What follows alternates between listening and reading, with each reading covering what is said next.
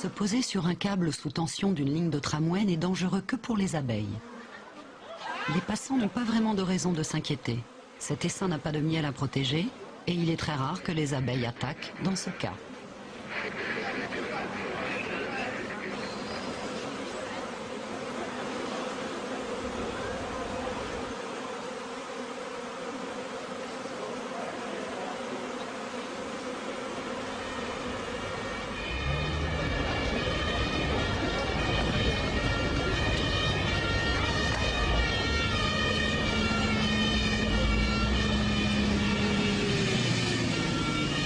Les pompiers viennent à leur secours.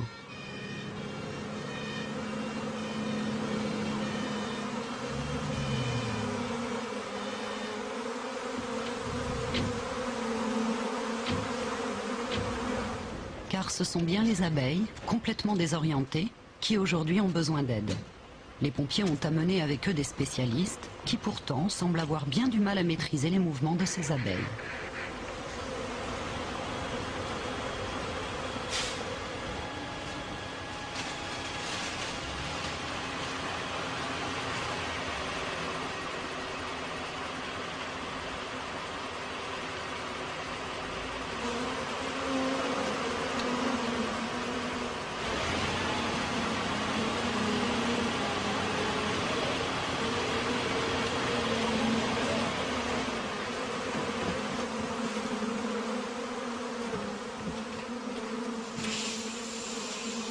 Les pompiers finissent par utiliser les tuyaux d'incendie.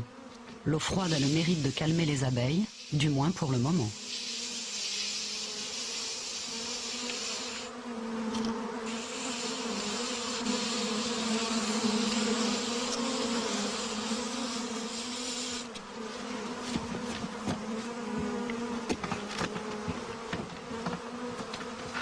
Au début, les abeilles n'opposent aucune résistance quand, sans ménagement, les pompiers entreprennent de les transvaser dans une boîte.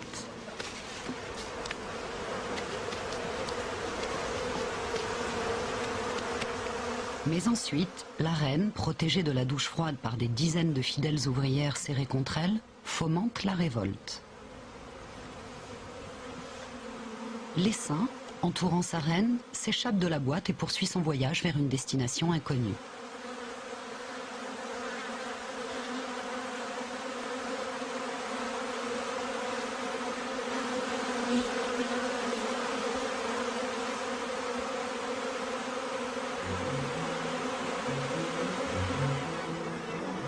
En attendant que les éclaireuses découvrent le nouveau logis qui abritera la colonie, les abeilles resserrent les rangs pour se réchauffer un peu et se protéger entre elles.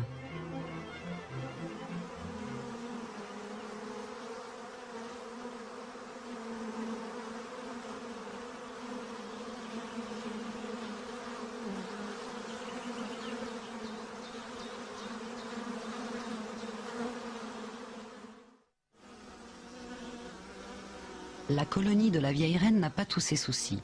En mettant leurs forces en commun, les abeilles sont parvenues à aménager en ruche l'intérieur du tronc d'arbre fruitier.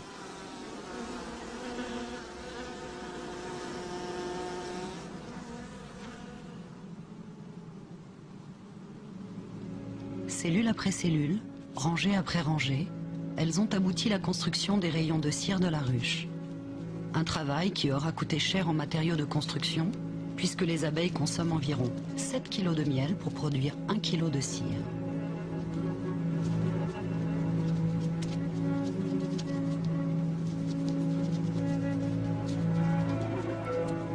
Si les abeilles mettent autant de ferveur à construire leur ruche, c'est parce qu'elles savent que plus il y aura de cellules, plus il y aura d'abeilles à naître. Et c'est la génération d'ouvrières à venir qui permettra d'assurer la pérennité de la colonie qui a élu domicile au sein de l'arbre fruitier. Les abeilles de la première ruche partagent les mêmes préoccupations. Mais là, l'avenir de la colonie dépend entièrement de la reine. La jeune reine encore vierge est à la veille de son premier vol nuptial. Le moment est capital et rempli d'incertitudes. Elle doit rejoindre, à un moment très précis, la horde de faux bourdons qui l'attend dans le ciel.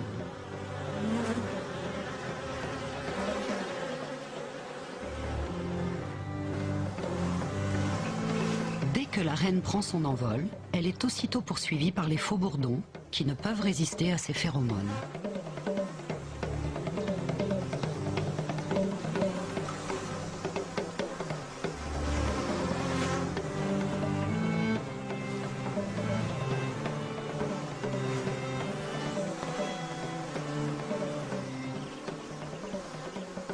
Une fois sa mission accomplie, le faux bourdon retombe au sol, le bas-ventre déchiré. La reine rentre aussitôt à la ruche. Les ouvrières savent, à la forme de son abdomen, que l'accouplement a bien eu lieu.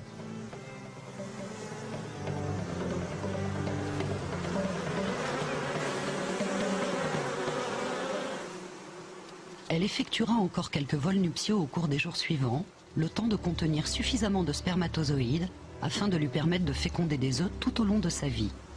Les spermatozoïdes ont une durée de vie d'une demi-douzaine d'années. La reine peut alors se mettre à pondre. En assurant la relève, l'avenir de la colonie est désormais beaucoup moins incertain.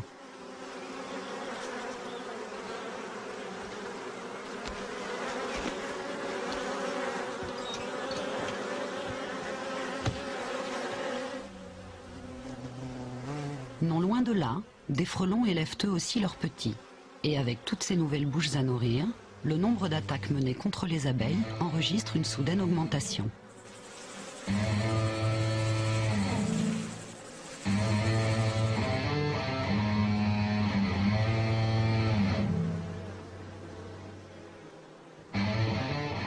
Les abeilles contre-attaquent, même si, seule, une abeille n'a aucune chance de s'en sortir face à un frelon.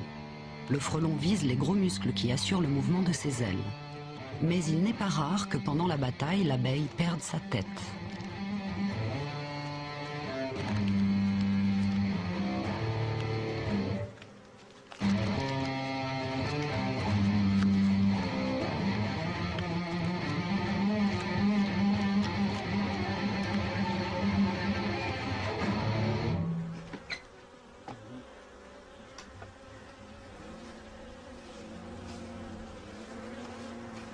Les frelons sont d'effrayants voisins qui terrorisent la colonie d'abeilles jusqu'à la fin de l'été.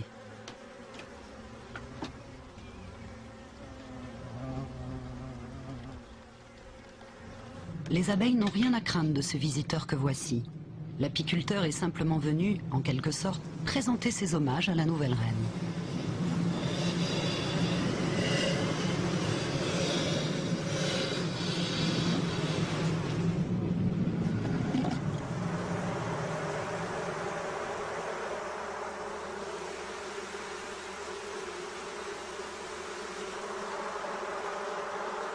Mais ce n'est pas la seule raison qui motive sa visite.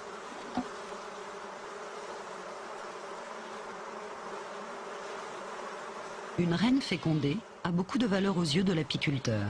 Et pour qu'il n'y ait aucun doute sur son droit de propriété, il y appose sa marque.